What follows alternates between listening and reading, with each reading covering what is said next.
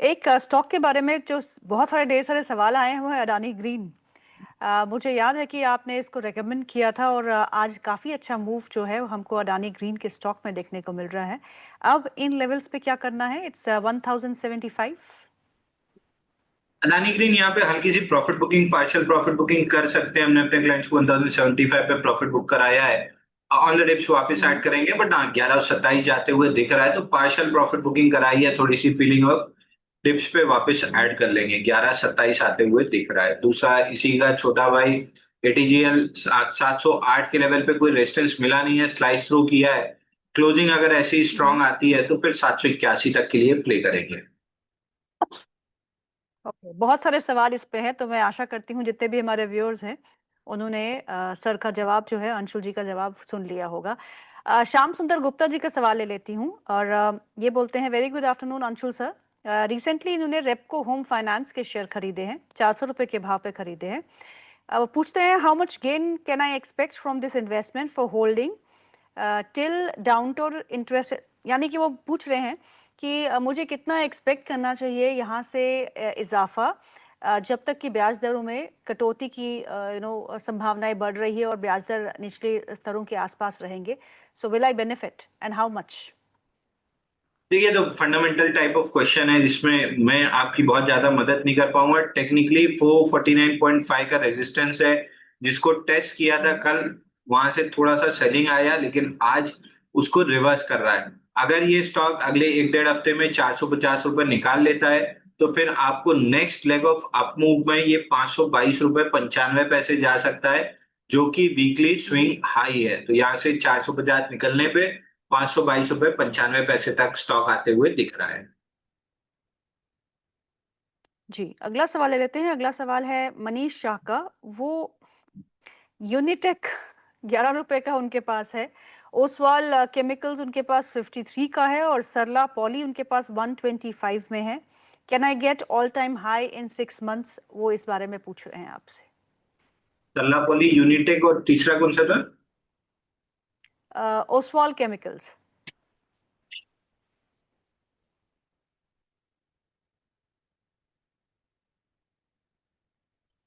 Oswal agro है।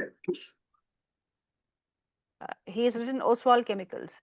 चलिए, आप यूनिटेक के बारे में बता दीजिए और सरला पॉली के बारे में बता दीजिए। देखिए, यूनिटेक में तो वापस डेड कैट बाउंस आ रहा है। स्टॉक में वीकली स्विंग आई 10 रुपए 80 पैसे है, वहां तक आ सकता है। उस जोन में अगर अटका तो फिर वापस नीचे आएगा, लेकिन 1080 क्रॉस किया तो फिर यहाँ से थोड़ा सा एक्सटेंड होते हुए दिखेगा। सल्ला पॉली में हमने लगभग बेस ब्रेकआउट 90 पे आया था, वहां से बाई इनिशिएट किया था। 106 पहला टारगेट था, 117.88 दूसरा टारगेट था जो टेस्ट हो गया है। तीसरा टारगेट 129 रुपए है, जो प्रोबेबली 2 हफ्ते लगा के इसको कंप्लीट कर सकता है। वीकनेस कहीं से भी नहीं दिख रही है ट्रेंड में, तो 129 रुपए आने की प्रोबेबिलिटी बहुत हाई है। ओके। देवाशीष शाह का सवाल है, वो पूछते हैं, पीपीएल फार्मा सर 195 तो आ ही नहीं रहा, कहाँ खरीदूं? और होनांसा कंज्यूमर एंड रत्नावीर प्रेसिजन के फ्रेश एंट्री पॉइंट्स क्या होंगे? रत्नावीर, देखो रत्नावीर में कोई दिए क्या अपन? रत्नावीर में एक फ्लैगिश काइंड ऑफ एक्शन बना है। वीकली पे 5 टाइट क्लोजेस हैं। 170 रुपए निकलता है तो स्टॉक में अच्छी तेजी डेवलप होगी। वीकली स्विंग हाई 190 पे है, वो पहला रेजिस्टेंस है, वहां तक का आप टारगेट पकड़ के चल सकते हैं इस स्टॉक में।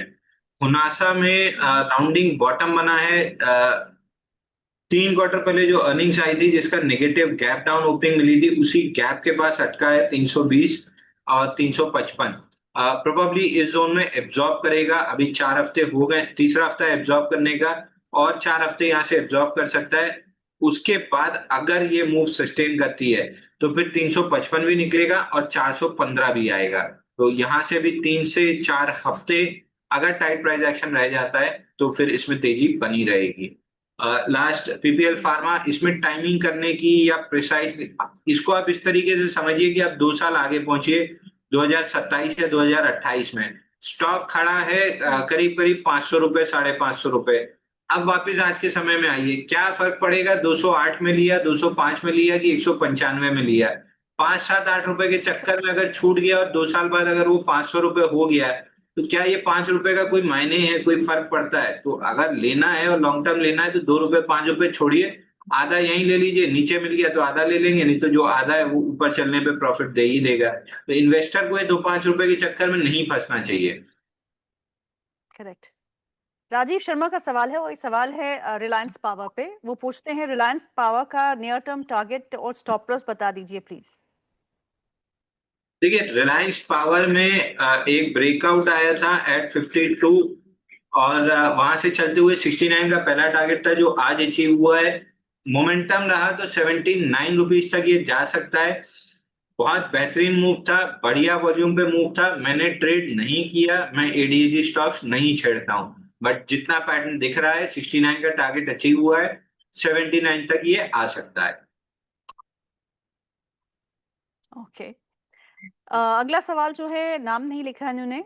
वो पूछ रहे हैं अंशुल सर के कहने पे मैंने मुफ्ती 182 रुपए और डीबी कॉप 267 में खरीदा है, मुझे क्या करना चाहिए? जो ये मुफ्ती 183 नहीं 174 रुपए पे रिकमेंड किया गया था 169 के स्टॉप लॉस से, आपने बहुत लेट लिया है। अभी भी पैटर्न में कोई दिक्कत नहीं है, 185 निकलता है तो ऊपर 213 रुपए तक ये स्टॉक आ सकता है। तो जब मैं प्राइस बता रहा हूँ तो उसको बहुत ध्यान से नोट कीजिए और तब लीजिए, नहीं तो आपका स्टॉप लॉस बड़ा होगा, टारगेट आपका छोटा रहेगा। दूसरा डीबी रियलिटी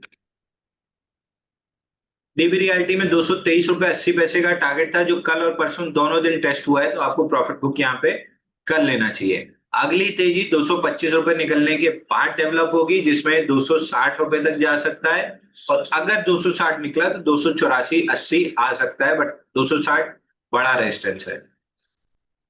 हम्म। प्रीति अग्रवाल का सवाल है दो स्टॉक्स पे, स्नोमैन लॉजिस्टिक्स पे और जियोजेट पे, दोनों पे आपकी राय मांग रही है। देखिए, स्नोमैन लॉजिस्टिक में एक फ्लैगिश काइंड ऑफ पैटर्न बन रहा है। प्रोबेबली अगर ये 59.9 60 रुपए निकालता है तो 69 रुपीज तक की अपमूव मिल सकती है, जो कि पूरे फॉल का 50% रिट्रेसमेंट होगा। 25 हफ्ते में 53% गिरा था ये स्टॉक। दूसरा जियोजित जियोजित में देखना भाई है क्या अपना। जियोजित में फ्लैगिश काइंड ऑफ एक्शन का कल ब्रेकआउट बना है, ऊपर में 110 रुपए तक स्टॉक जा सकता है। इसमें स्टैंडर्ड डिस्क्लेमर देखो भाई दिया था। हाँ, ये चलिए ठीक सर। इसमें हमारे क्लाइंट्स लॉन्ग हो सकते हैं फ्रॉम दी प्राइस जियोजित 87 रुपए 50 पैसे से हमारे क्लाइंट लॉन्ग हो सकते हैं। 100 रुपए का हमने टारगेट दिया है। हाई प्रोबेबिलिटी है कि 110 रुपए तक ये स्टॉक जा सकता है, तो स्टैंडर्ड डिस्क्लेमर क्लाइंट्स लॉन्ग हो सकते हैं। हम्म। दीपक गुप्ता जी का सवाल है, उनका सवाल है हाउसिंग फाइनेंस कंपनीज को लेके। बजाज हाउसिंग फाइनेंस और एलएनटी फाइनेंस दोनों में लॉन्ग टर्म के लिए अच्छा कौन सा है? देखिए, फिलहाल तो एल फाइनेंस अपने ब्रेकआउट स्ट्रक्चर पे खड़ा है और 8-9 साल के ब्रेकआउट स्ट्रक्चर पे खड़ा है।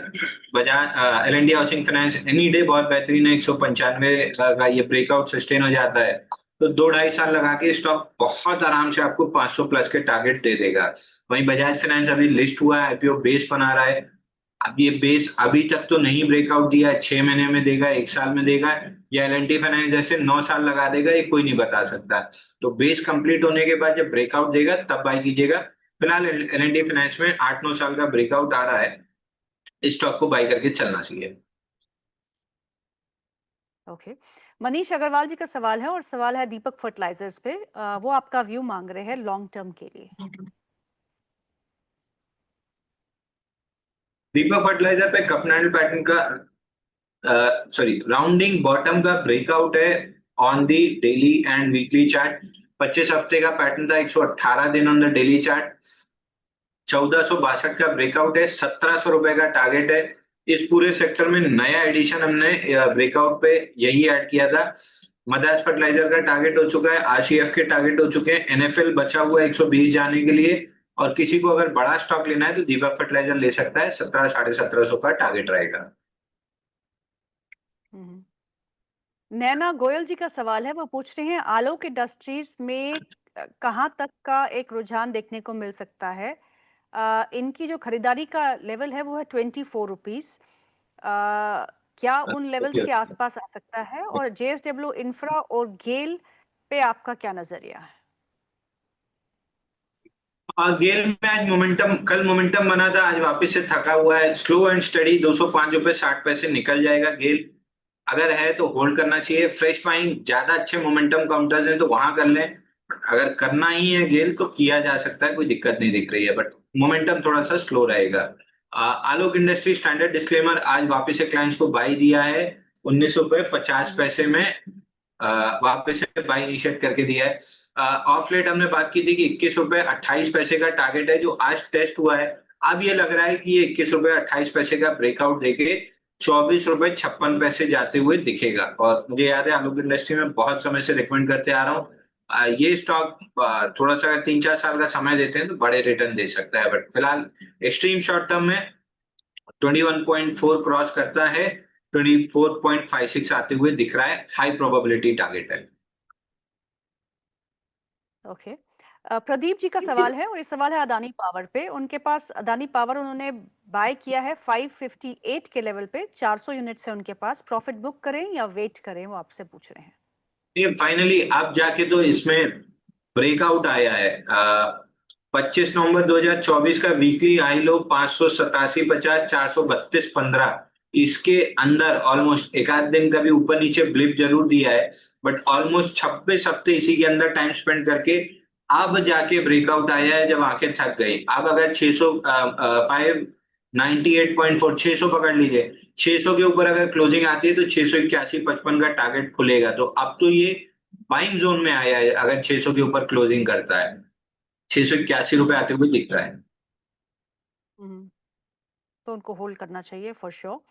अगला सवाल जो है वो प्रवीण थापा जी का है। वो पूछ रहे हैं सारेगामा पे क्या करना चाहिए। मेरे 575 पे उनकी खरीद है, आपका व्यू क्या है? देखिए सारेगामा वीकली पे कंप्लीट साइडवेज स्ट्रक्चर है। 574 का ब्रेकआउट अटेम्प्ट किया था, वो भी आज फेल हो रहा है। स्टॉक मेरे को बिल्कुल भी अच्छा नहीं लग रहा है। ना ऐसा नहीं कि गिर जाएगा, ना अपसाइड मोमेंटम है ना डाउनसाइड मोमेंटम है, एकदम फ्लैटिश है। अवॉइड कर देंगे तो ज्यादा बेटर है। हम्म। कविता बिष्ट का सवाल है। वो पूछ रही है रतन पावर पे। उनके पास 2000 क्वांटिटी है, 16 रुपए 65 पैसे पे लिया है। सर होल्ड और सेल? सर आज प्रिज्म जॉनसन बाय कर सकते हैं, ब्रेकआउट बन रहा है। यस, स्टॉप लॉस और टारगेट बता दीजिए।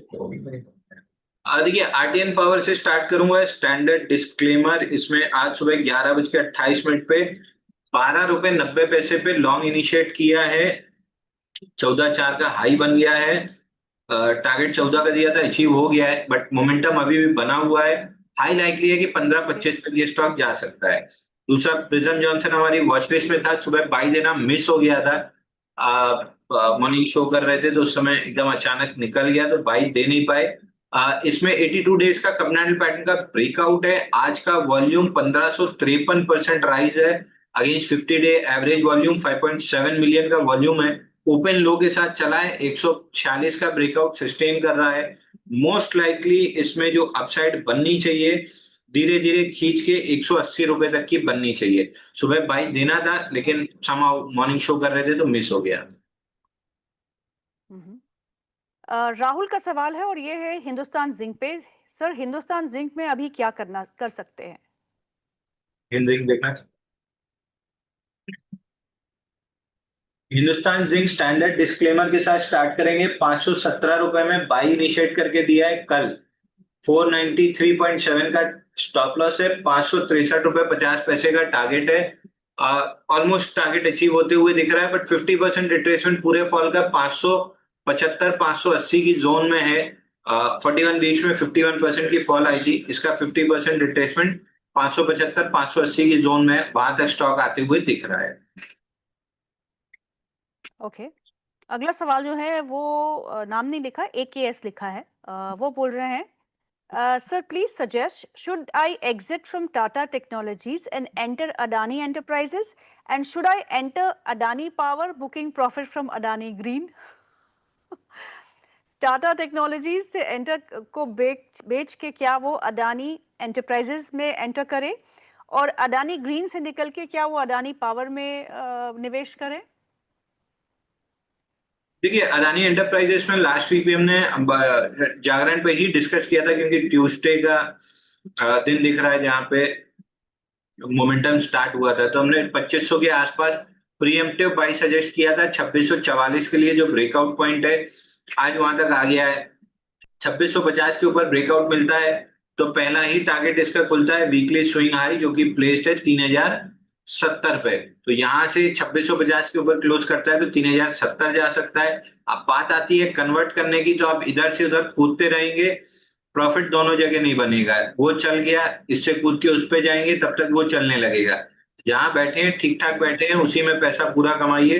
टाटा टेक में कोई target stop loss buy sell की सलाह नहीं रहेगी, क्योंकि मेरे पर्सनल पोर्टफोलियो में पड़ा हुआ है स्टॉक, तो सेबी अलाउ नहीं करता है, इसलिए उस पर कोई बाई सेल की सलाह नहीं है। जहां तक बात अदानी ग्रीन से निकल के अदानी पावर की बात है, सब चारों भाई एक साथ चलते हैं आगे पीछे, तो आप इससे निकल के उसमें भी चले जाएंगे, तो चलना होगा तो सब एक साथ चलेंगे, नहीं चलना होगा तो कोई भी नहीं चलेगा।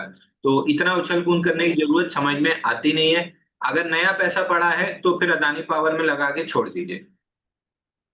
हम्म।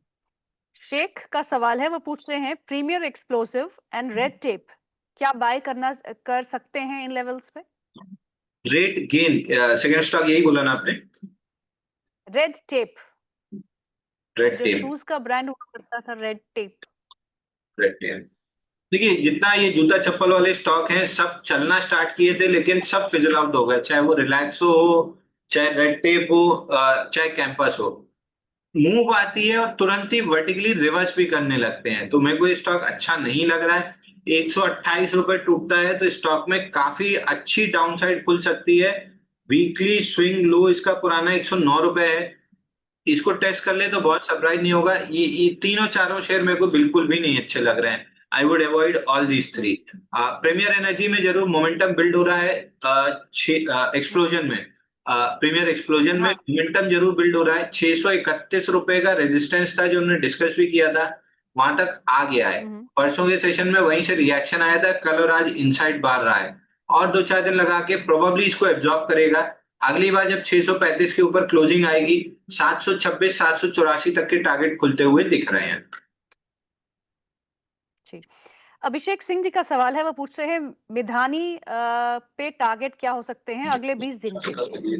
400 से स्टार्ट है भाई, टारगेट कितना देख 500। मिधानी में स्टैंडर्ड डिस्क्लेमर के साथ स्टार्ट करेंगे। 400 रुपए में बाई दिया है, 400 रुपए में बाई दिया है, 475 तक का टारगेट हमने दिया हुआ है, तो क्लाइंट इसमें लॉन्ग हो सकते हैं।